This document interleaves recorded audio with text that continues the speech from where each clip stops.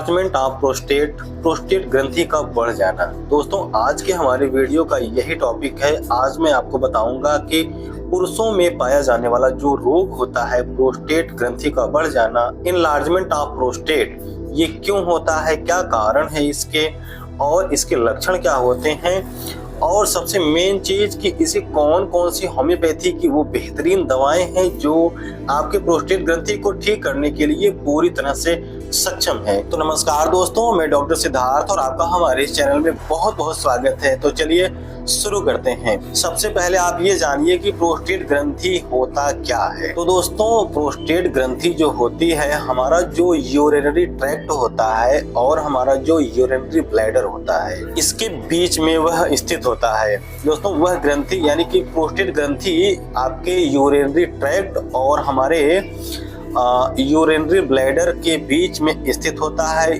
यह उसे यानी हमारे यूरिन को ब्रेक करने का ये काम करती है, ये उसे रोक करके रखती है। और पुरुषों में पाया जाने वाला जो टेस्टिस होता है, जिसे अंडकोश कहते हैं, वहां से जो स्पर्म निकलता है ये उसे भी अपना एक वे देता है बाहर निकलने के लिए, ये उसे भी रोक करके रखता है। इसे ही प्रोस्टेट ग्रंथि कहते हैं।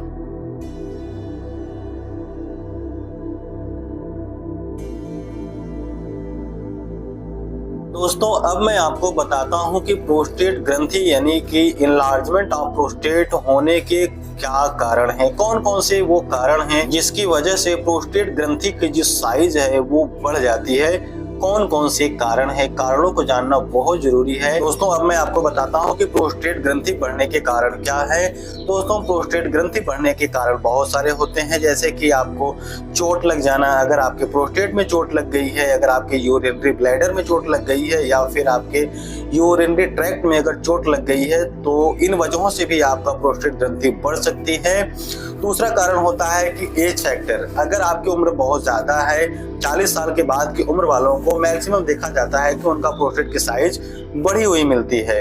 और दोस्तों इसका एक कारण और होता है, प्रोस्टेटाइटिस नाम का एक बैक्टीरिया होता है जो हमारे ब्लैडर को, जो हमारे प्रोस्टेट ग्रंथि को इन्फेक्ट कर देता है। इस वजह से भी हमारे प्रोस्टेट ग्रंथि की वृद्धि हो सकती है। दोस्तों अगर किसी का प्रोस्टेट ग्रंथि बढ़ गई है, एनलार्जमेंट ऑफ अगर प्रोस्टेट हो गया है, तो उनके अंदर कौन कौन से ऐसे लक्षण दिखाई देंगे जिससे हम ये समझ सकते हैं कि इनकी प्रोस्टेट ग्रंथि बढ़ गई है। दोस्तों जिन मरीजों की प्रोस्टेट ग्रंथि बढ़ी हुई होती है, उनका जो यूरिनरी ब्लैडर होता है वो पूरी तरह से खाली नहीं होता है। जब वो पेशाब करके आते हैं तो उनका ब्लैडर पूरा खाली नहीं होता है, और जब वो पेशाब करते हैं तो पेशाब करने के बाद उन्हें टपक टपक करके पेशाब होता है। पेशाब उनकी अच्छी तरह से साफ नहीं होती है। पेशेंट को पेशाब बार बार लगती है क्योंकि उनका ब्लैडर खाली नहीं होता है। तो ब्लैडर को खाली करने की टेंडेंसी उनके मन में हमेशा बनी रहती है कि मुझे फिर से यूरिन पास करने के लिए जाना है। दोस्तों जिनकी प्रोस्टेट ग्रंथि बढ़ी हुई होती है, उनको रात में पेशाब बार बार लगती है और उनको पेशाब में दर्द भी होता है, कभी तो उनके यूरिन में ब्लड भी आता है। ऐसे मरीजों का जो यूरिन होता है वो शुरुआत में धीरे धीरे करके होगा और कुछ समय के बाद थोड़ा सा स्पीड में होगा, उसके बाद फिर वो उसकी गति धीमी हो जाती है। वो यूरिन को पास करने के लिए बहुत ज्यादा जोर लगाते हैं, फिर भी उनका जो पेशाब होता है वह अच्छी तरह से साफ नहीं होता है। दोस्तों अब मैं आपको बताऊंगा कि कौन कौन सी होम्योपैथी की मेडिसिन हैं जिनको यूज करने के बाद आपकी बढ़ी हुई प्रोस्टेट ग्रंथि ठीक हो सकती है, इनलार्जमेंट ऑफ प्रोस्टेट आपका ठीक हो सकता है। दोस्तों इनलार्जमेंट ऑफ प्रोस्टेट की जो सबसे पहली और इफेक्टिव होम्योपैथिक मेडिसिन है उसका नाम बेराइटा कार्ब 200 है। और बेराइटा कार्ब 200 अगर बुढ़ापे में किसी का प्रोस्टेट ग्रंथि बढ़ गया है तो उसको बेराइटा कार्ब 200 की 2 बूंद सुबह 2 बूंद रात को अगर 2 टाइम देंगे तो उनकी बढ़ी हुई प्रोस्टेट ग्रंथि ठीक हो जाएगी। दोस्तों इसकी जो अगली और इफेक्टिव होम्योपैथिक मेडिसिन है उसका नाम पेरियरा ब्रावा है। और पेरियरा ब्रावा को मदर टिंचर में यूज करना है। इसका सिम्टम ये होता है कि जब पेशाब बूंद बूंद करके आती है, टपक टपक करके आती है, तो इस कंडीशन में आप पेरियरा ब्रावा की 20 बूंद आधे कप पानी में दिन में 3 बार यूज करेंगे तो आपकी प्रोस्टेट ग्रंथि जो बढ़ी हुई है वो ठीक हो जाएगी और आपका पेशाब भी अच्छे से होने लगेगा।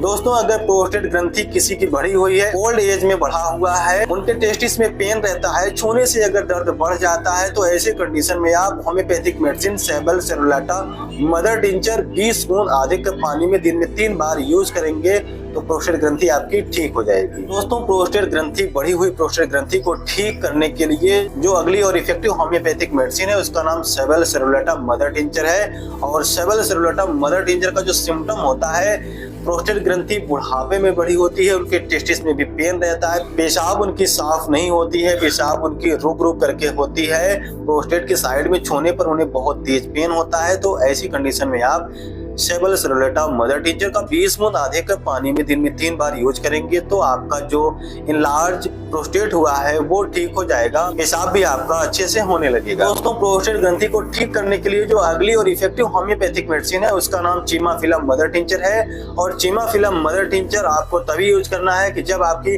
प्रोस्टेट ग्रंथि में स्वेलिंग हो, सूजन हो। ऐसी स्थिति में आप चिमाफिलम मदर टिंचर का 20 बूंद आधे कप पानी में दिन में 3 बार यूज करेंगे तो आपकी बढ़ी हुई प्रोस्टेट ग्रंथि ठीक हो जाएगी और उसमें जो स्वेलिंग है, जो सूजन है, वो भी ठीक हो जाएगा। दोस्तों, अगर आपकी प्रोस्टेट ग्रंथि बिल्कुल पत्थर के जैसा एकदम सख्त हो गया है, एकदम हार्ड हो गया है, तो ऐसी कंडीशन में आप कोनियम 200 की सुबह और शाम, कोनियम 200 की 2 बूंद सुबह 2 बूंद रात को अगर आप पियेंगे तो आपकी प्रोस्टेट ग्रंथि जो बिल्कुल हार्ड हो गई है, सख्त हो गई है, तो उसमें आराम लग जाएगा। तो प्रोस्टेट ग्रंथि को ठीक करने के लिए जो अगली और इफेक्टिव होम्योपैथिक मेडिसिन है उसका नाम सेलेनियम 30 है। और सेलेनियम 30 आपको तभी यूज करना है कि जब आप बैठे हैं या फिर आप चल रहे हैं या आप सो रहे हैं या फिर आप मल पास करने के लिए गए हैं और आपके प्रोस्टेट ग्लैंड से अगर स्राव निकल रहा हो तो ऐसी कंडीशन में आप सेलेनियम 30 2 बूंद सुबह, 2 बूंद दोपहर में, 2 बूंद रात को यूज करेंगे तो आपको आराम लग जाएगा। दोस्तों, अगर आपका प्रोस्टेट इनलार्ज चोट लगने के कारण हुआ है, अगर आपको चोट लगा था, आपकी प्रोस्टेट ग्रंथि अगर बढ़ गई है तो ऐसी कंडीशन में आप होम्योपैथिक मेडिसिन आर्निका 200 की 2 बूंद सुबह, 2 बूंद रात को यूज करेंगे तो आपको आराम लग जाएगा। दोस्तों, अगर आपकी प्रोस्टेट ग्रंथि बढ़ी हुई है, बहुत ज्यादा पुराना रोग है और कोई भी दवा काम नहीं कर रही है तो आप ऐसी कंडीशन में सल्फर 200 की 2 बूंद सुबह, 2 बूंद रात को यूज करेंगे तो आपको आराम लग जाएगा। दोस्तों, अगर आपकी प्रोस्टेट की ग्रंथि बढ़ी हुई है और साथ में आपको बवासीर की भी दिक्कत है तो ऐसी कंडीशन में आप होम्योपैथिक मेडिसिन स्टेफेसिग्रिया 30 की 2 बूंद सुबह, 2 बूंद दोपहर में, 2 बूंद रात को यूज करेंगे तो आपको आराम लग जाएगा।